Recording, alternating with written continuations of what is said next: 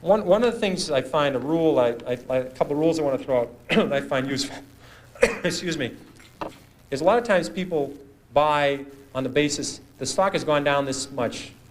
How much further can it go down?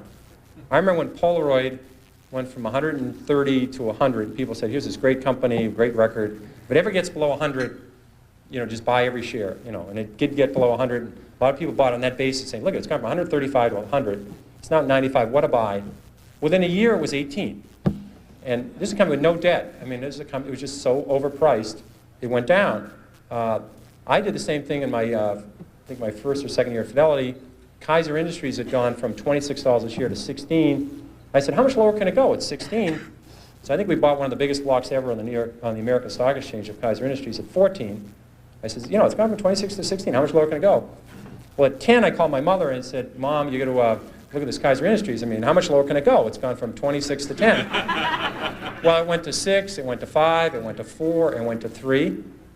And now, fortunately, this happened rapidly, or I would probably be still caddying or working at the Stop and Shop, but it happened fast. So I was able to, it was compressed. And at 3, I figured out, there's something very wrong here because Kaiser Industries owns 40% of Kaiser Steel, they own 40% of Kaiser Aluminum, they own 32% of Kaiser Cement, they own Kaiser Broadcasting, they own Kaiser Sand and Gravel, Kaiser Engineers, they own Jeep, they own business after business, and they had no debt. Now, I learned this very early. This might be a breakthrough for some people. It's very hard to go bankrupt if you don't have any debt. It's tricky. Some people can approach that. It's a real achievement. But they had no debt, and the whole company at 3 was selling at about $75 million.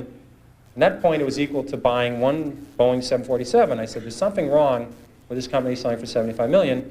I was a little premature at 16, but I said, everything's fine, and eventually this will work out. And what they did is they gave away all their shares to their shareholders. They passed out shares in Kaiser Cement, they passed out shares in Kaiser Aluminum, they passed out their public shares in Kaiser Steel, they sold all the other businesses, and you get about $50 a share. But if you didn't understand the company, if you're just buying on the fact the stock had gone from 26 to 16, and then it went to 10, what would you do when it went to 9? What would you do when it went to 8? What would you do when it went to 7? This is the problem that people have, is they sell stocks because they didn't know why they bought it, then it went down, and they don't know what to do now. Do you flip a coin? Do you walk around the block? What do you do? Psychiatrists haven't worked so far. I've never seen them running in. The Psychological Psychiatry Fund, I've never seen listed for with the SEC to make it through as a mutual fund. So they haven't seemed to help. I've tried prayer. That hasn't worked. So if you don't understand the company, you have this problem when they go down. Eventually, they always come back.